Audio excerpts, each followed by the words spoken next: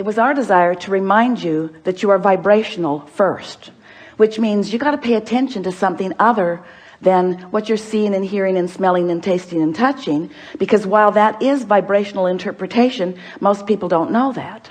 So it was necessary to help you to understand that you are emitting a vibrational signal in order to help you to understand that your signal that you are emitting is being answered all the time, and that's what equals your life experience, period. Most humans don't know that, and in many cases don't want to know that, because they don't want to assume responsibility for what's coming, especially the parts they didn't want to come. Abraham, I'm sure I'm not the creator of my own reality. I would not have created that. And we say, we didn't say you did it on purpose, but you did do it. You did do it. Sounds a little blameful, doesn't it? You did do it. But when you realize that you have creative control of your experience, because you have vibrational control of your experience, because you have focused control of your experience, because you have the ability to focus, then you say, all right. But then when it's hard, you say, not all right. This shouldn't be this hard. This shouldn't be this hard. And then you say something, which is the last thing we ever want to hear from you. I'm not good at this. But you are good at it. You just don't know you're good at it. You just haven't practiced being good at it in the way that really gives you the clarity. And that's really what we're going to be talking about here today. If you've been following us for a while, you've heard us say that you are the creator of your own reality, blah, blah, blah. Enough of that. And that you live in a vibrational universe, blah, blah, blah, blah, blah. Enough of that already. But you do, and you are. So, blah, blah, blah. So, here you are, the creator of your own reality. And life is constantly throwing things at you, isn't it? Well, it's not really like that. Life is happening around you, and you're observing, but it really isn't after you. It's not testing you. It's not challenging you. It's just being around you for you to observe. It's just this magnificent palette for you to play in. So life is happening around you, and you are participating in it through your observation, through your memory, through your awareness, through your conversation. You're participating in it. And as you are doing that, you are coming to lots of conclusions, many and every day, of what you want. Because life helps you to know what you don't want. You know what you don't want. You know what you do want. You know what you don't want. You know what you do want. It's just this wonderful variety or contrast that helps you to come to important personal conclusions.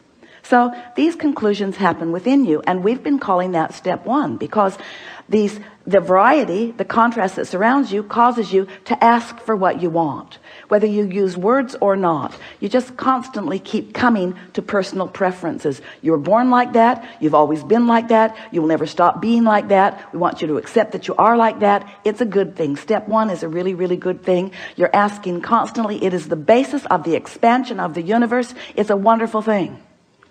So you're asking, step one. Step two, not your work. That's where law of attraction and the source within you answers what you're asking for. When you emit a signal, the signal is answered. So ask, answer, ask, answer, ask, answer. But your discomfort is that there often appears to you to be quite a time gap between your asking and the universe answering. But there is not a time gap between the answer. There's just a time gap between you getting up to speed with the answer. You say, hey, Abraham, that can't be right, because I want it. I'm paying attention. If it were there, I would know it. And we say, it comes in a vibrational form first. And you say, oh, so that's the catch. You're giving me something vibrational that I can't see or hear or smell or taste or touch. So you can say all day that when I ask, it is given. Write a book about it if you want, Abraham. You can say that all day, but to me it doesn't feel like it's being given. And we say that's because you're in a different frequency from what you're asking for. You have to line up with what you're asking for. In other words, when you want more money because you clearly do not have enough, when you feel frightened or bound or in trouble financially or just not satisfied, when you feel that way, you are that way. And you say, no, I feel that way because I am that way. And we say, no, you am that way because you feel that way. In other words, it works differently than you think it does, but you've been observing it for so long, you don't know which came first. But what comes first always is your vibrational countenance. And then the manifestation just matches what you feel like. So if you want more money and you feel like you don't have enough money, you can ask all day, all day, all day, every day. You can write long lists of it. But if in your belly, if in your being, if you're feeling the fear or the absence of money, then you've got a vibration going that's different from the answer that you seek. You want more money, but your vibration says, I don't have enough. And the universe says, and law of attraction answers you with what you're feeling.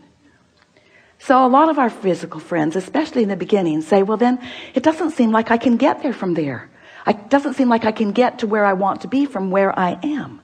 Because if I am missing something that I want, and I'm aware that I'm missing this thing that I want, and in fact, the reason that I'm speaking about it so clearly is because it's missing, and that's why I want it, then how do I get there? And we say, you have to feel like it feels to have it. And you say, okay, then give it to me and I will. And we say, just try a little bit. Just try a little bit to not activate within yourself so often the vibration of what's missing, and focus yourself into activating the vibration of what you want. It is not as difficult as you think. So step one is contrast causes you to ask. Step two is it is given vibrationally, so there is no gap really. Step three is you have to convince yourself there's no gap. That's the work. You got to feel it as if it is in order for it to be. And we know you balk at it, but many of you are practicing this and are finding it. Many of you are understanding the laws of the universe, and you're finding ways to focus yourself into feeling good without needing all of the evidence to be there first. Do you hear how important that is? If you don't need the evidence for what you want to be there first before you feel it, then you are able to accomplish the vibrational countenance of it before it is, which means now it must be. And Esther said, please, please, please, let's call it step 4. Please, please, please. Can't we call it step 4? We need another step. We need another step, Abraham. Please, please, let's call it step 4. And we say, all right, step 4. So you ask step 1, source answers step 2. You allow it, step 3. But now we've been talking to you for a while. You've been keeping up with us pretty good. And we're saying to you that if you don't try so hard, if you just accept that you are naturally good feeling beings, and when you wake up in the morning, before you start thinking about the things that you've got to do that you don't want to do, before you start remembering the injustices of yesterday or 10 years ago, before you remember that you're going to that place today to work that you really don't want to be, before your kids get up, before any of those things happen that challenge your sense of well-being, if you can get hold of that sense of well-being and just sustain it for a little bit with really general thoughts, because if you get specific, it usually doesn't work as well. Get into an attitude of appreciation and milk it for just a little bit. Law of attraction will help you out, because law of attraction says that that which is likened to itself is drawn, and law of attraction will give you, it's not really giving it to you, it's just the way it is. It's like gravity doesn't give you attachment to the planet. It just is. So law of attraction provides for you this consistent life experience. So to make it very clear and blunt, we like blunt, you have 17 seconds to sustain this thought and move it into something even more powerful. 17 seconds and another thought like it joins it. And there is power, manifestational power in that, crossing that 17-second mark, that most people don't know about, or when they wake up, they would make very sure that they stay there for 17 seconds. So if you find a good feeling thought, or better said, if you wake up and don't introduce a not good feeling thought, because when you wake up, there's no thought. During that time of slumber, you have stopped the momentum of all thought. That's really an important thing to understand. You don't know that mostly because you wake up and you start thinking so fast that you pick up your momentum right where you were and start it all over again. But when you slumber, momentum of thought stops. Law of attraction is suspended for you. Your point of attraction is no longer attracting. So when you wake up, you have a really good possibility of getting out of the bed on the right foot, getting out on the right side of the bed. These are your words. We don't like them very much, but we thought you'd relate. You have a very good possibility of getting the vibration going the way you want it to go. And your best possibility is first thing in the morning. First thing in the morning, before there is any other momentum going. So we've been talking about this for a while. And Esther really listened. So she decided that she was going to wake up on that first morning and she was going to sustain her good feeling that she had awakened with. And she didn't make it until breakfast. Quite annoyed with herself, which didn't help. But the next day, she tried it again and didn't make it much past breakfast. Then she discovered that if she just wouldn't read her email, it would help. So her dominant intent became to sustain this feeling of well-being as long as I can.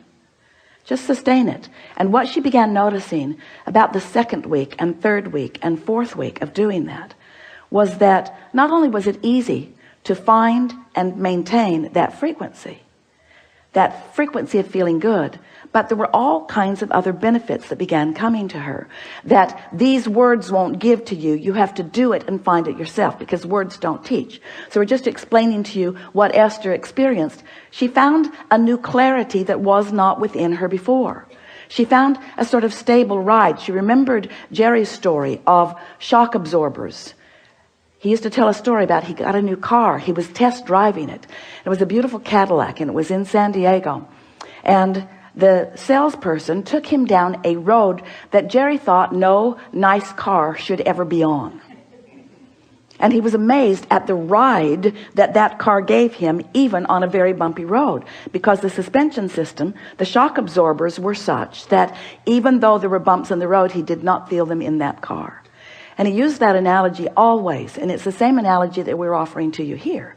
When you find vibrational alignment with who you really are, and you sustain it for a period of time, what happens is you get shock absorbers. So even though the same sort of things may be happening around you, you might even see some of them, although law of attraction makes it less and less likely that you're going to participate on any personal level with anything unwanted once you begin sustaining this vibration of well-being.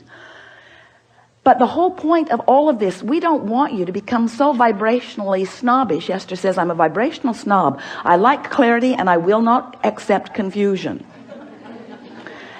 But when you care about how you feel and you practice it until you're in this place where you are sustaining it more consistently, then you don't feel like you felt before. You know how when you first start knowing that you are the creator of your own reality, and you get feeling pretty good, and then someone says something that takes you away from your good feeling, and you think to yourself, I'm never talking to you again.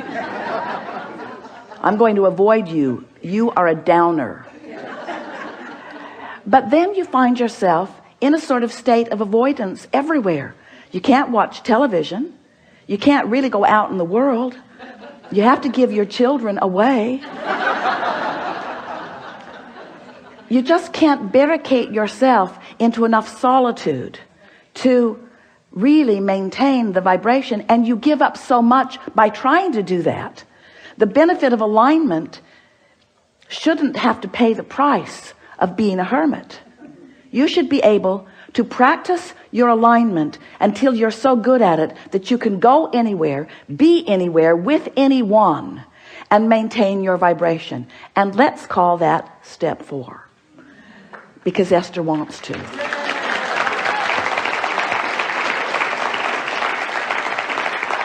So what it requires really is enough determination to focus first thing in the morning, and until you know that you've got it and you're able to maintain it, and then to simply watch what happens in your experience as a result of that newfound alignment and that newfound clarity.